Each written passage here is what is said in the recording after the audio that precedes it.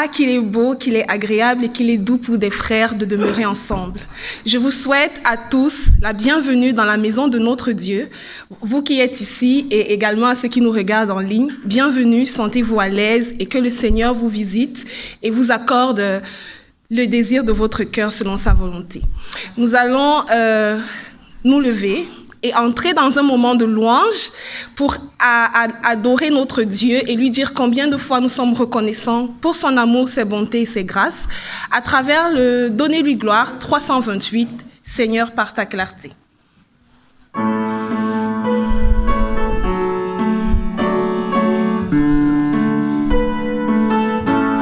Chantons.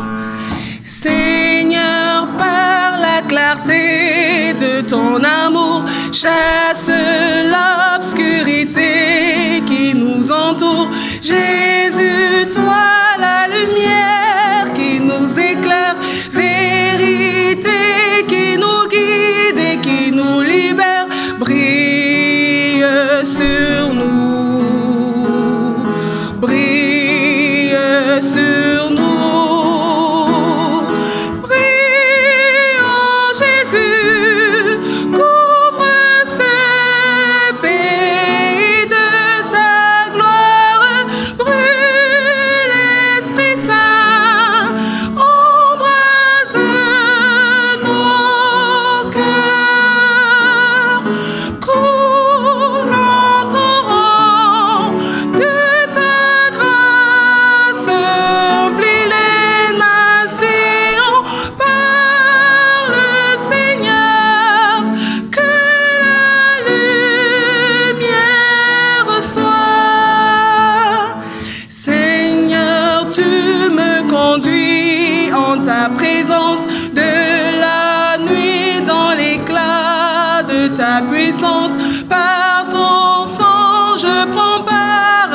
Sainteté, sonde-moi, mes ténèbres consume-les, brille sur moi,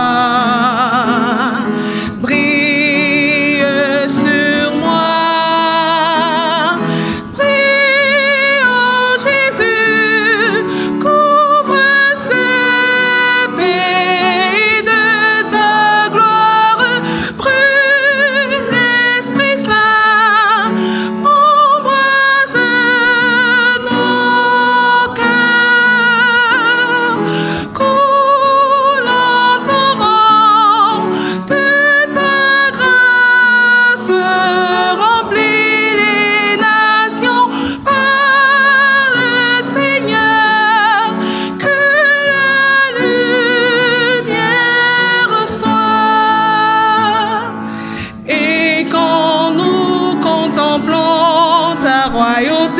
Nos visages reflètent ta beauté, transformés sans cesse de gloire en gloire, que sans fin notre vie dise ton histoire, brille sur nous, brille sur nous.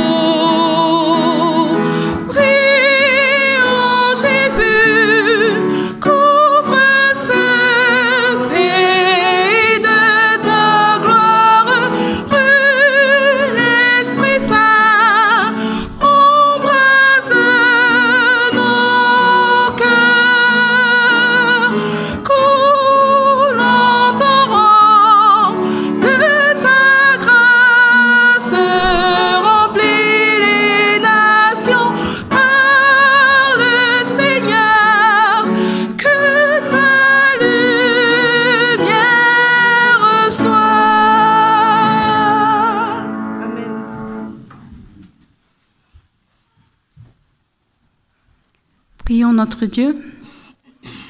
Seigneur, c'est avec un cœur reconnaissant que nous venons ce matin te dire que nous t'aimons, que nous te louons, nous t'adorons et que tu es un Dieu merveilleux, que nous te faisons confiance et que nous voulons que tu fasses partie de notre vie toujours. Seigneur, que tu puisses être avec chaque personne ici, avec chaque famille représentée, que tu sois avec les malades, que tu sois avec ceux qui ont besoin d'une parole, d'un encouragement, et que tu puisses aider le prédicateur à partager le pain de la parole avec nous ce matin. Inspire-le, garde-le, lui, sa famille. Merci pour le travail qu'il a fait. Et Seigneur, que tu puisses bénir ton Église, bénir tes enfants. Nous avons besoin de ta présence. Nous avons besoin que tu sois avec nous pour nous guider, nous diriger. Pardonne-nous nos péchés, Seigneur, nos fautes. Et garde-nous ce jour-ci, Seigneur, au nom de Jésus. Amen.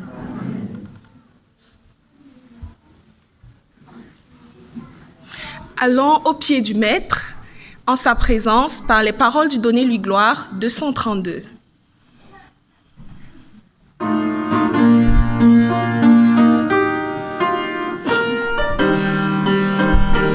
Chantons à tes pieds, ô divin Maître, je me place avec bonheur, en t'adorant je veux être ton disciple, ô mon sauveur.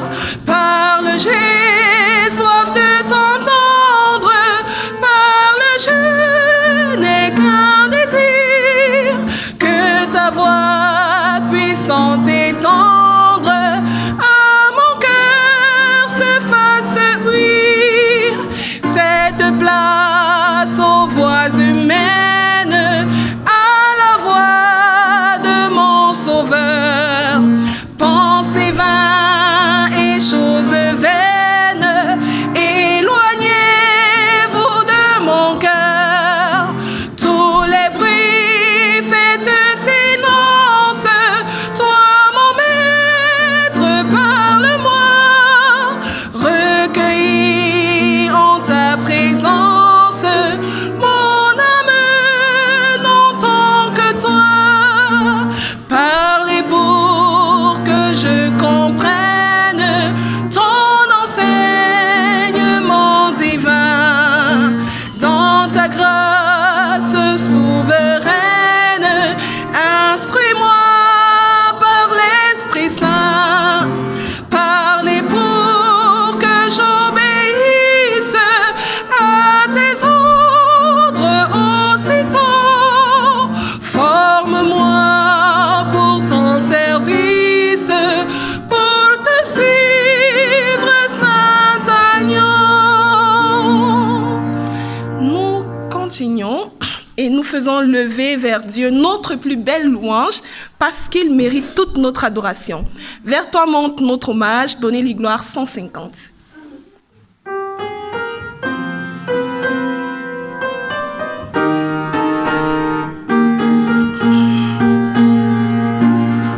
Chantons.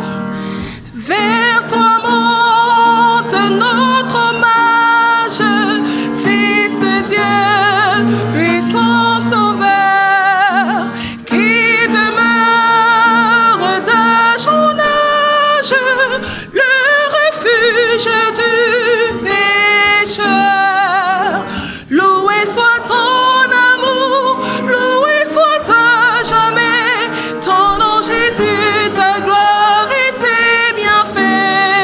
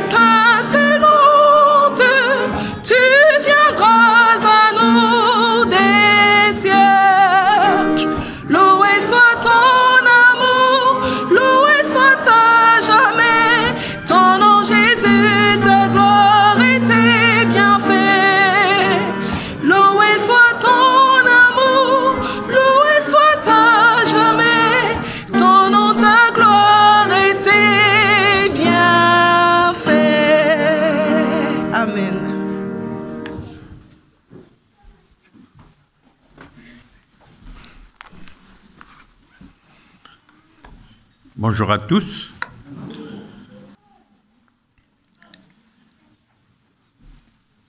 Plus de 4 à 5 milliards de spectateurs. Un spectacle longuement préparé par des milliers de personnes. Pensez, toutes les télévisions du monde envoient leurs techniciens. Et pour vous donner une petite idée, cela va représenter 350 000 heures de diffusion, 20 000 journalistes accrédités, 31 500 volontaires, plus de 600 000 repas distribués. Qui dit également spectacle, dit sponsor, dit argent, dit organisation parfaite, magnifiquement orchestrée, une sécurité minutieusement préparée. Bref, vous l'aurez deviné, je parle de... J'ai pas entendu qu'il y a plusieurs qui ont parlé des Jeux Olympiques de Paris. Il n'y a plus que, je crois, 97 jours à attendre et les premiers s'élanceront sur les pistes. Les Jeux Olympiques sont devenus un grand spectacle. Ceux-ci permettent de mettre en avant de nombreuses marques d'articles de sport. Ils servent également de propagande politique. Oui, de marketing pour les athlètes qui sont préparés tous pour donner du meilleur d'eux-mêmes. Les plus rapides, les plus forts. L'apôtre Paul, dans sa première épître aux Corinthiens, nous a signalé, comme le prophète Ézéchiel d'ailleurs l'a fait, nous sommes en spectacle au monde. Et en disant cela, l'apôtre Paul pensait au stade, plus qu'au monde entier. Il employait le terme théatron, qui en hébreu signifie là où se déroulent les jeux, les spectacles. Et il y a quelques années, une enquête a été réalisée sur un grand domaine dans de nombreux pays, tels que le Japon, les États-Unis, la France, l'Angleterre, l'Allemagne. Lors de cette enquête, des personnes ont été interrogées, devaient répondre à reconnaître certains sigles d'associations, de personnes. Et on a demandé à combien avaient reconnu ces sigles. 92% ont reconnu le sigle des Jeux Olympiques. 88% ont reconnu le sigle de McDonald's.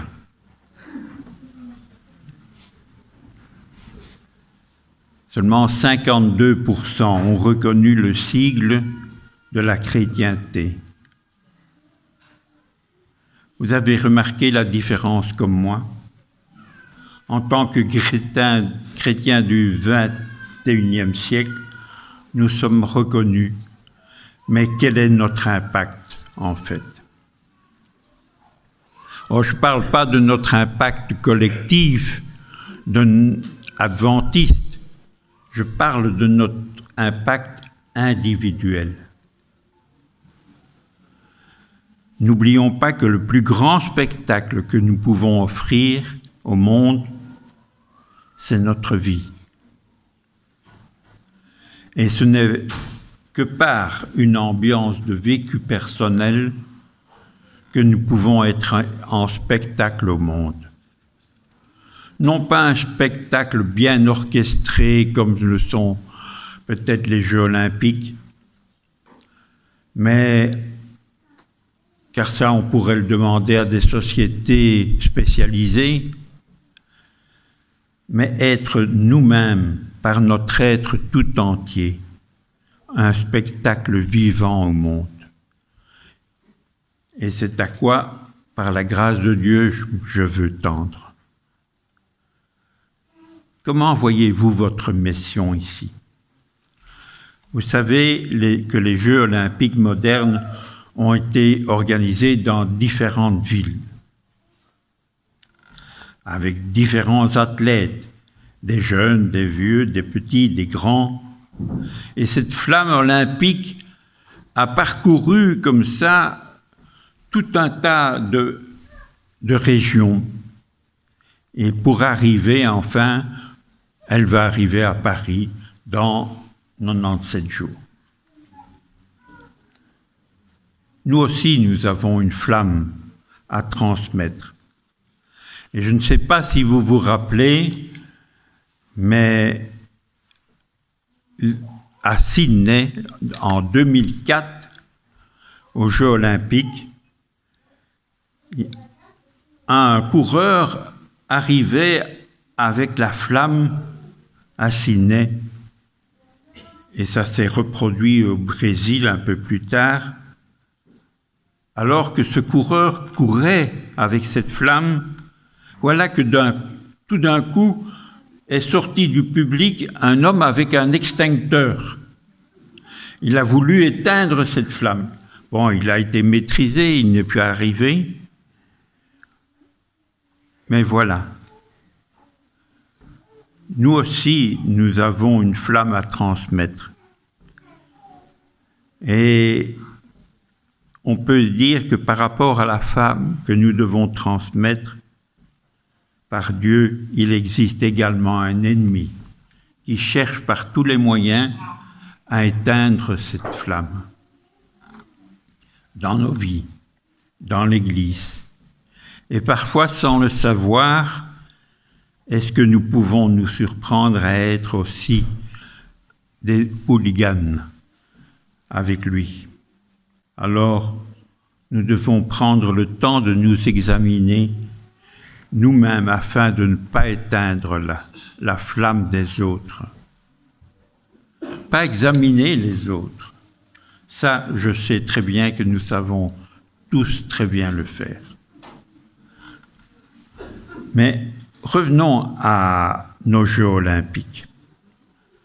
Les premiers Jeux olympiques, pense-t-on, ont commencé à peu près au 8e siècle avant Jésus-Christ, vers les années 776 avant Jésus-Christ, quelque part en Grèce, à Olympe, en l'honneur du dieu Zeus. Mais c'est en 1896 que les Jeux olympiques ont repris sous une forme un peu plus moderne. Et on a commencé avec 9 disciplines seulement, principalement de la course. Oui, il y avait le 100 mètres, le 200 mètres, et naturellement l'épreuve reine, le marathon. En 490 avant Jésus-Christ, c'est que les Grecs avaient gagné une bataille contre les Perses et une personne a été envoyée à Athènes depuis le champ de bataille pour annoncer la bonne nouvelle de la victoire. Cet homme a parcouru 42 kilomètres et quelques mètres, non. 195, oui, très bien. Et 195 mètres. Et c'est devenu l'épreuve du marathon. 42 kilomètres et 195 mètres. Savez-vous qu'il y a aussi dans la Bible un récit de 2 marathoniens? Bien sûr, on ne nous dit pas qu'ils ont parcouru les 42 km et 195 mètres, mais en tout cas une bonne distance. Et je vous invite à ouvrir vos Bibles dans le livre de Samuel, deuxième livre de Samuel.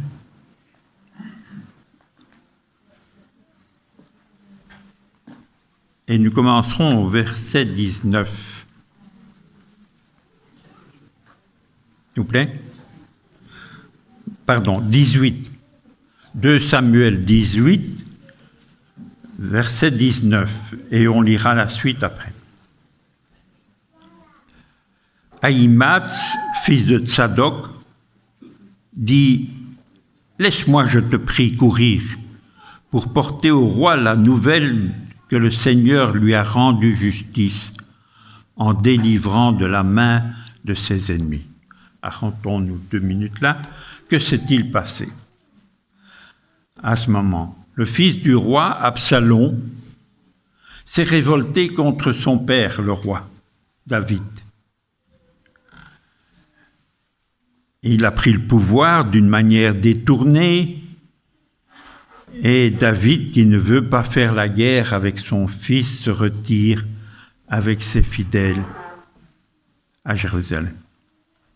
Mais Joab, son chef de guerre, lui ne l'entend pas de cette oreille et va quand même entamer la guerre contre Absalom.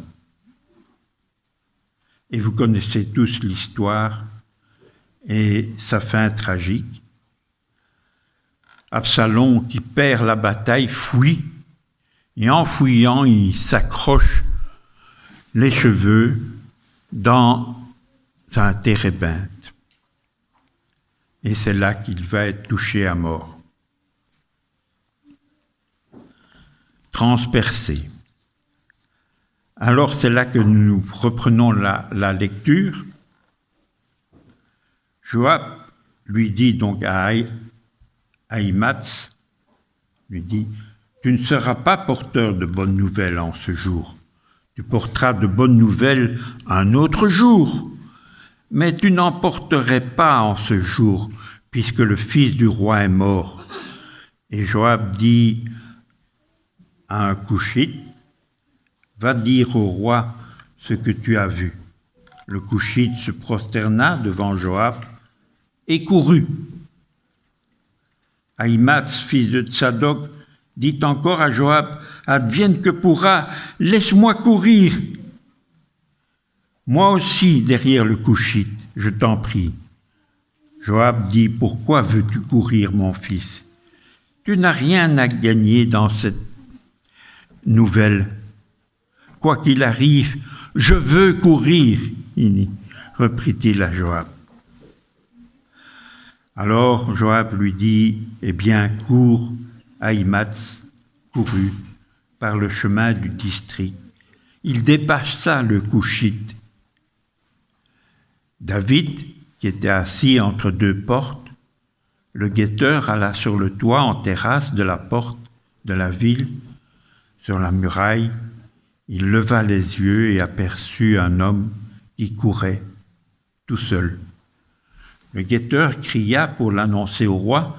Le roi dit, « S'il est seul, il apporte une nouvelle. » L'homme approchait peu à peu. Le guetteur vit un autre homme qui courait. Il cria vers le portier. « Un homme court tout seul. » Le roi dit, « Il apporte aussi une nouvelle. » Le guetteur dit, « À mon point de vue, la manière de courir du premier est celle d'Ahimaaz, fils de Tsadok. » Le roi dit, « C'est un homme de bien. » Et il arrive pour une bonne nouvelle. Ahimaaz cria et dit au roi, « Tout va bien. » Il se prosterna devant le roi face contre terre et dit, « Béni soit le Seigneur ton Dieu, qui a livré les hommes qui levaient la main contre toi, ô roi, mon Seigneur. » Le roi demanda, « Tout va-t-il bien ?» avec mon jeune Absalom? Ahimaaz répondit, « J'ai vu une grande agitation au moment où Joab a envoyé le serviteur du roi et moi-même, mais je n'ai pas su ce qui c'était. » Le roi dit, « Tiens-toi là, sur le côté. » Ahimaaz se rangea sur le côté, attendit quand le Coushite arriva. Il dit, « Apprends la nouvelle au roi, mon Seigneur. Aujourd'hui, le Seigneur t'a rendu justice en te délivrant de la main de tous ceux qui se dressaient contre toi. » Le roi demanda au Coushite, « Tout va-t-il bien pour le jeune Absalom ?» Le Coushite répondit, « Ô roi, que tes ennemis et tous ceux qui se dressent contre toi pour te faire du mal soient comme ce jeune homme. » Nous n'avons naturellement pas le temps de détailler ce texte, mais il apparaît dans ce texte un certain nombre de mots qui reviennent régulièrement. Avez-vous remarqué lesquels?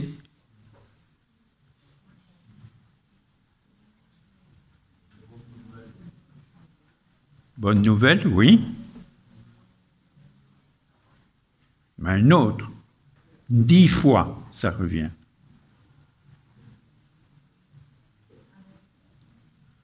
Le verbe courir.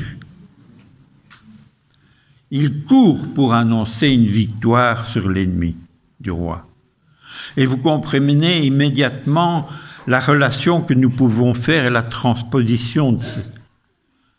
Une victoire sur l'ennemi de Dieu a été acquise. Cette victoire, c'est à nous de l'annoncer. Et donc, nous avons à courir, pas forcément physiquement.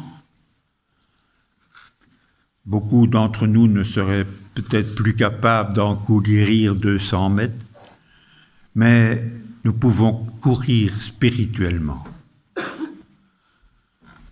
Pas forcément en parler, car ça, nous savons tous très bien parler de l'amour de Dieu, mais être un spectacle vivant. Montrer cet amour par nos actes envers ceux qui nous entourent. J'ai entendu, il y a quelque temps, l'interview d'un marathonien qui participait aux courses. Et dans cette interview, le journaliste a demandé à cet homme quels étaient dans les 42 kilomètres les moments les plus difficiles. Et cet homme de répondre, le plus difficile, c'est entre le 15e et le 35e kilomètre. Et il s'est expliqué devant l'étonnement du journaliste. Les premiers kilomètres, c'est très facile. Il y a le départ, on est toute une foule, et il y a de l'ambiance, on est 5 000, 10 000 personnes là à vouloir courir. Il y a les sponsors qui sont là, il y a la télévision, tout est là. Il y a du monde, oui. Les 15 premiers kilomètres sont faciles. Mais les derniers kilomètres, c'est aussi assez facile. Parce qu'on est fatigué, on a des crampes, on a mal, nos muscles nous font mal, mais maintenant, on en a déjà fait 35, on peut encore faire quelques kilomètres, et l'arrivée est là. Et aussi, à l'arrivée, vers l'arrivée, et puis il y a de nouveau du monde. Le monde est là, les journalistes sont là, il y a de nouveau de l'ambiance, les caméras sont là, on est porté par cela. Et même si ça nous fait souffrir, on arrive à surmonter cette souffrance. Mais, dit-il, c'est les kilomètres 15 à 35, quand il n'y a plus de journalistes, quand il n'y a plus de public, et quand votre corps commence à vous dire « tu es fou de faire ça ».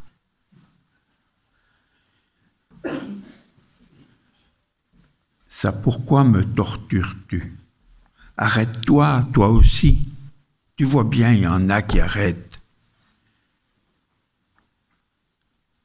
Et puis, tu vois bien, si tu continues, on va te marcher sur les pieds, et ça te fera mal. Arrête-toi. Si tu arrives, de toute façon, qu'est-ce que tu vas avoir? Une petite boisson énergétique et une photo grand maximum. Oui, les kilomètres 15 à 35 sont les plus difficiles. C'est pour ces raisons, je crois, que l'apôtre Paul a employé dans le Nouveau Testament l'image de la course comme l'image de la vie chrétienne. Dans 1 Corinthiens, chapitre 9 et versets 24 à 27, il dit « Ne savez-vous pas que les concurrents dans le stade courent tous, mais qu'un seul remporte le prix. Courez de manière à le remporter. Tous les athlètes s'imposent toutes sortes de privations, et ils le font pour obtenir une couronne qui va se détruire. Mais nous, c'est pour une couronne indestructible. Moi donc, je cours, dit-il, mais pas comme à l'aventure. Je boxe, mais non pour me battre l'air.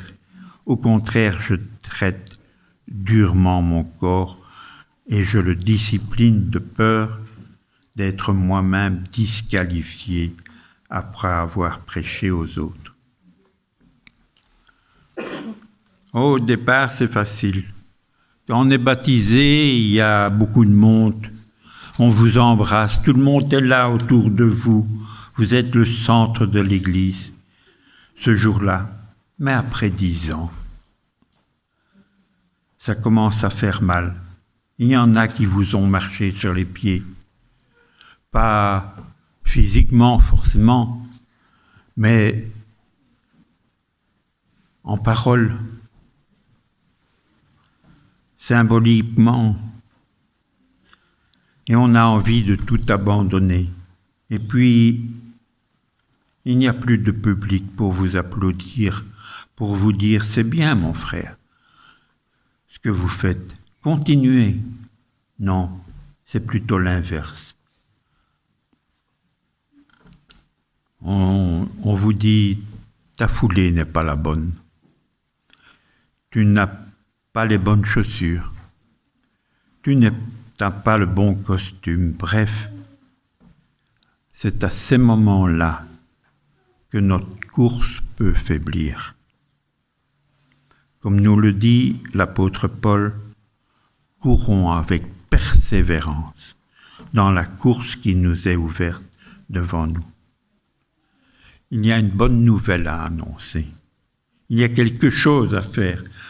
Et je me rappelle avoir entendu, et vous pouvez voir encore même ça aujourd'hui sur YouTube, on revoit ce marathonien tanzanien en 68 à Mexico.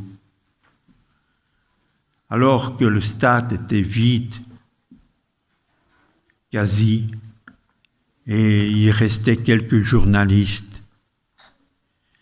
Voilà qu'une heure plus tard, après tout le monde, tous les coureurs étaient rentrés, arrive un Tanzanien en titubant. Il fait encore un tour de stade et passe la ligne d'arrivée. Et les officiels ont noté son nom. Et puis 2 journalistes ont été l'interviewer. Ils ont demandé pourquoi. Pourquoi avez-vous encore continué alors que vous saviez que vous étiez parmi les derniers? Il y a tant d'autres qui ont abandonné quand ils ont vu qu'ils n'y arriveraient pas. Pourquoi vous n'avez pas fait ça? Et cet homme du nom de John Stevenson a répondu: mon pays, la Tanzanie, ne m'a pas envoyé pour commencer le marathon, mais pour aller jusqu'au bout. Image extrêmement émouvante. Un homme qui a couru jusqu'au bout, malgré les crampes, malgré les douleurs dans les jambes, malgré la fatigue. Nous sommes tous appelés à vivre une vie chrétienne extraordinaire et ne pas se contenter d'une existence médiocre. Dieu veut nous aider à acquérir un projet de vie, obtenir des expériences spirituelles fortes, basées sur la foi en Jésus, à trouver les conditions éthiques et les repères moraux. C'est une citation de Jean-Paul II lors des Journées mondiales de la jeunesse. Nous sommes invités à être des coursiers de Dieu dans le monde, à transmettre la flamme de Dieu dans le monde, non pas en parole. Puisse Dieu faire que l'on en parle un peu moins, mais que nous puissions agir et montrer qu'il y a une autre manière de vivre. Alors, osons courir. Amen.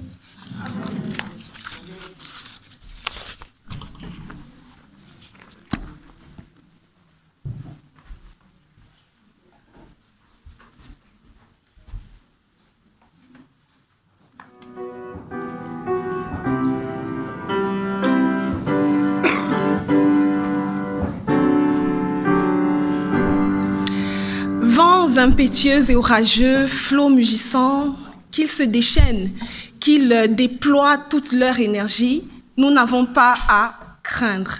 Parce que celui qui tient le gouvernail de la nacelle est beaucoup, beaucoup, beaucoup plus fort. Suffisamment fort pour les faire fuir le plus rapidement possible. Les paroles du Donnez-lui gloire au 450 sont une véritable déclaration de foi. Et je vous invite à déclarer ces paroles en chanson avec foi, debout, s'il vous plaît, et regardez comment les tempêtes de vos vies, les flots mugissants, les écueils fuient sous la toute-puissance de Jésus. Flots mugissants, donnez-lui gloire, 450.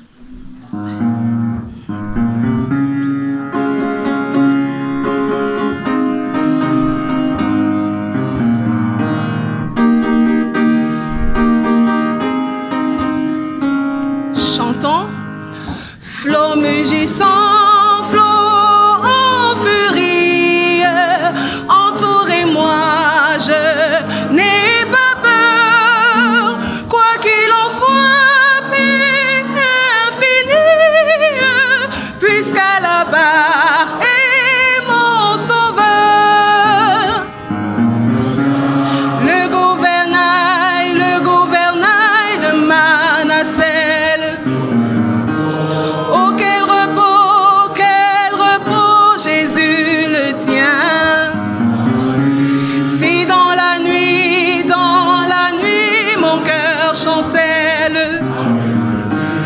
Avec Jésus, oui, tout est bien.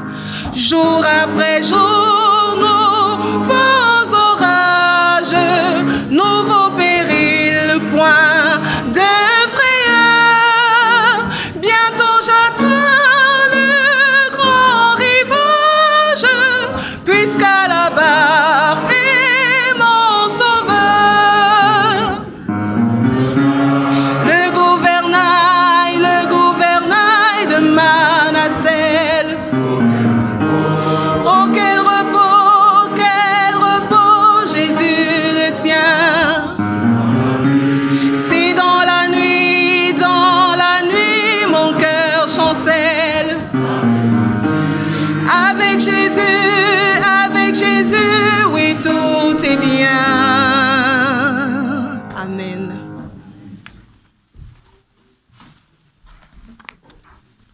Prions.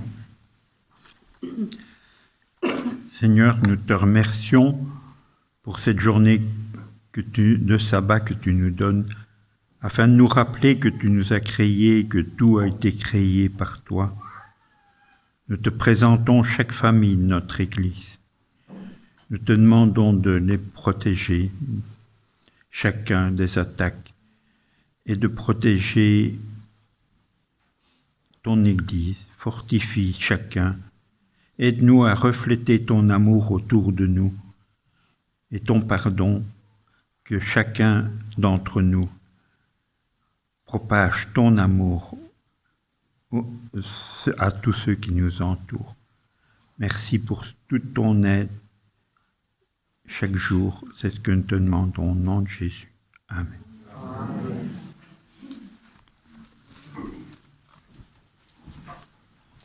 Viens dans mon cœur, donnez-lui gloire 216. Que le Seigneur soit avec vous en cette semaine.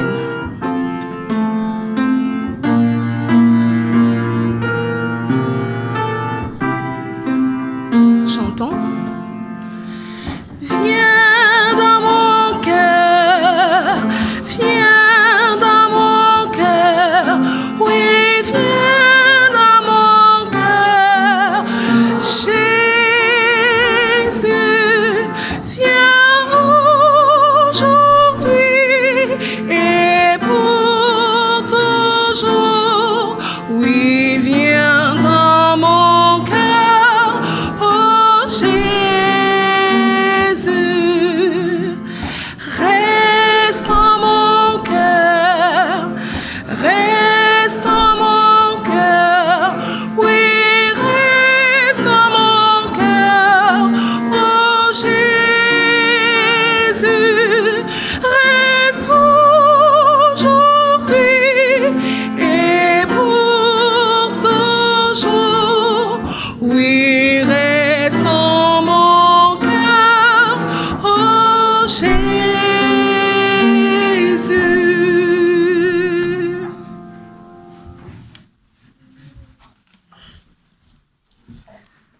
Écoutons la bénédiction du Seigneur. Dans Romains 8, 37, Paul dit ceci. Mais dans toutes ces choses, nous sommes plus que vainqueurs par celui qui nous a aimés. Car je suis persuadé que ni mort, ni vie, ni ange, ni principat, ni présent, ni avenir, ni puissance, ni hauteur, ni profondeur, ne séparer de l'amour de Jésus-Christ. Amen.